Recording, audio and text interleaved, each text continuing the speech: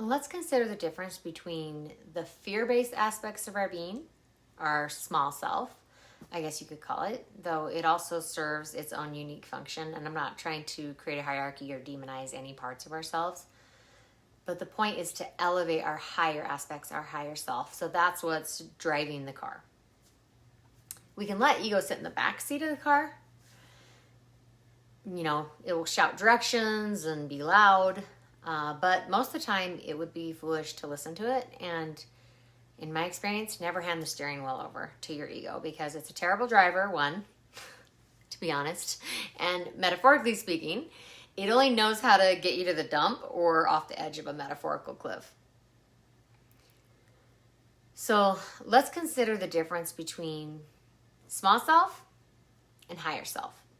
In particular, when it comes to certainty.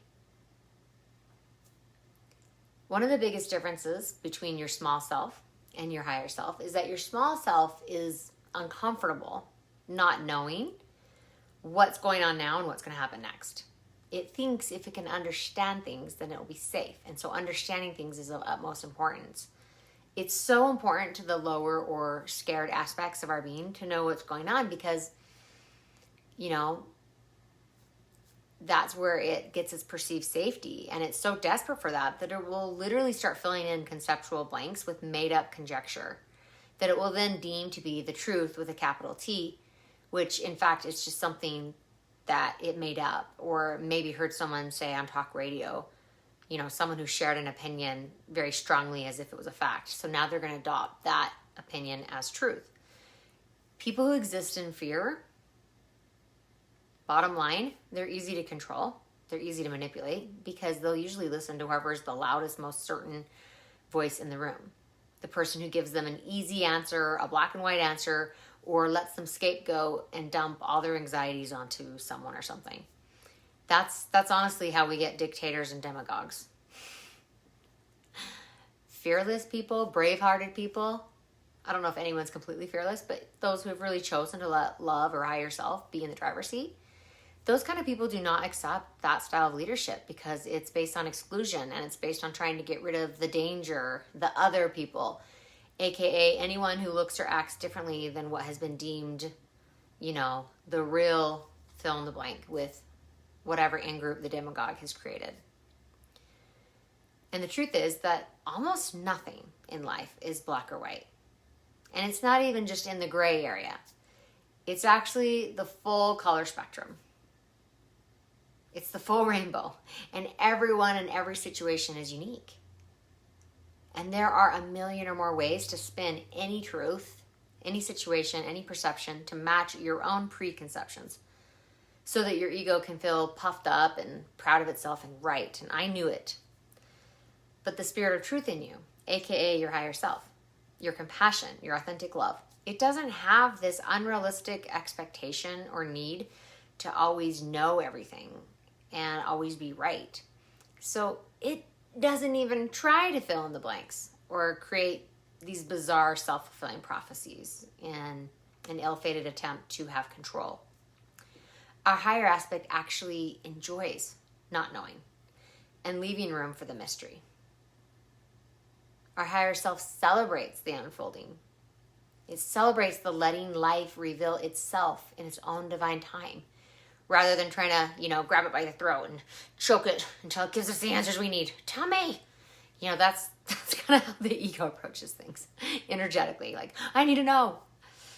A higher self may be very playful and fun and free, but it's also gentle, and there's a stillness. It's our fear-based aspects that tend to be really critical and loud and demanding and trying to gain an advantage or control over a person, place, or thing.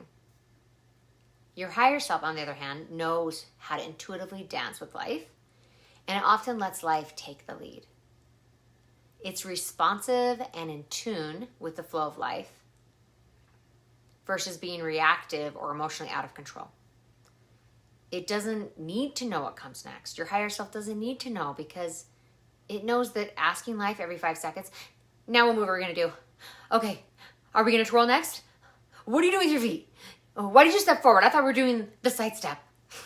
You know, that's our scared aspect, our controlling side that needs to know exactly what's coming next. And our higher self doesn't do that because it knows that doing that would ruin the dance. Ego tries to interrupt the dance near constantly. Here's the good news. You don't have to listen to it. Just let it chatter in the background. And then tune into the part of you that is already joyfully dancing with life, that's already in trust, that already appreciates life taking the lead rather than harboring anger against it. Because while on the surface, your higher self doesn't seem to know what will come next, it has a much deeper, more profound inner knowing and certitude than your ego ever will. Your higher self is certain that whatever comes next is the perfect life lesson, life experience for your soul's growth and expansion, and that it can be joyful and fun. A big part of our earth journey is simply to release the shackles of fear that keep us from expressing ourselves as our true and authentic self. Our true authentic self is already whole and complete. And so life keeps giving us opportunities to experience that, to experience deeper and sweeter freedom as our true authentic self, as a true and honest expression of who we truly are. To ego, that's torture, and it's just awful because ego would rather stay small by pretending to be big, you know, and controlling everyone and everything to the point that it vainly hopes that it won't need to be afraid anymore because it's going to get everyone and everything following its commands, and then it will have control, and then it will be certain, and then it will feel safe. But in fact, that's a really heavy burden to bear. Trying to control life is a full-time job, and it's also a losing job because things are always changing. The only certain thing about life is that it is going to keep changing. And that's a blessing. Think how boring it would be if things didn't change. But we'll talk about this immense topic of trusting the flow of life and having patience with it down the road. But in the meantime, let's focus on loving what is instead of trying to fix it or tame it or change it. Change is going to happen on its own. We don't have to force it. Your life is a magnificent dance partner if you'll let it be, and it can do all the twirls and dips and lifts that your heart could ever dream of. And it can be fun instead of nerve-wracking when you surrender to that beautiful flow, the mysterious unknown, the dance of life, instead of trying to shape it or mold it or control it. Thank you so much for joining me today. I'm Bex Sato. I'll see you soon. Love you. Mwah.